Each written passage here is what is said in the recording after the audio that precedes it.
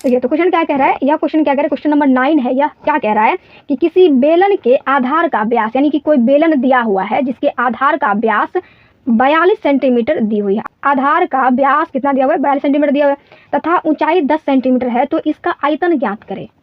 क्या ज्ञात करने के लिए कह रहा है, आयतन ज्ञात करने के लिए कह रहा है। अब जिसको फॉर्मूला नहीं याद होगा बेलन के आयतन का फॉर्मूला, वो क्वेश्चन को नहीं बना पाएगा। इसलिए हम बार बार कह रहे हैं कि आप लोग क्वेश्चन को समझिए एंड फार्मूला को याद करिए, फार्मूला को याद करिए, फार्मूला को याद करिए।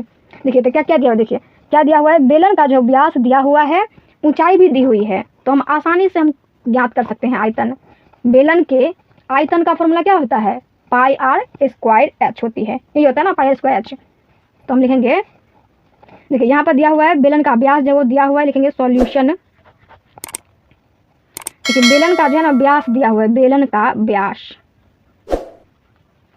बराबर 42 सेंटीमीटर दी हुई है। तो त्रिज्या यानी कि आर कैसे निकालेंगे, त्रिज्या आर बराबर क्या होती है, 42/2, यही होता है ना। तो ये क्या हो जाएगी, 21 सेंटीमीटर। त्रिज्या कितनी हो जाएगी, 21 सेंटीमीटर हो जाएगी।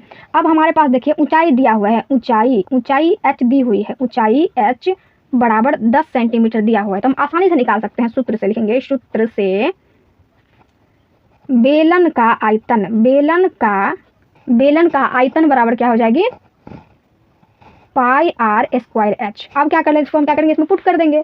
अब तो आसानी से बन जाएगी ना आप लोगों को भी। देखिए पाई का मान कितना होता है, 22/7 गुने आर स्क्वायर मतलब कि 21 गुने 21, ठीक है। अब गुने एच कितना है, 10 है, तो 10 दे देंगे, 7 या 21, देखिए एक कट गया। अब इसको हम क्या करेंगे, सभी को हम गुना करते हैं तो कितनी हो जाती है, सभी को गुना करने का मतलब है कि 22 गुने 3 गुने 21 गुने 10, ठीक है। इस सबको हम यदि गुना करते हैं तो कितना हो जाती है, कितना हो जाएगा, 13,860 सेंटीमीटर स्क्वायर हो जाती है। ये हमारा क्या है कि आंसर है, ओके।